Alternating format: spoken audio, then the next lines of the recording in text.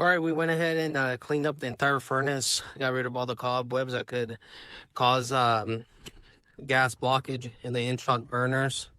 We have the system running. We have a return temperature of 68 degrees with a supply temperature of 104. Factory calls for a temperature rise between 30 to 60 degrees. So we are within factory specs.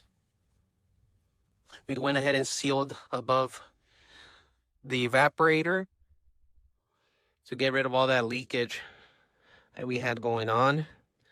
Cleaned up the insulation on the suction line, and we are good to go.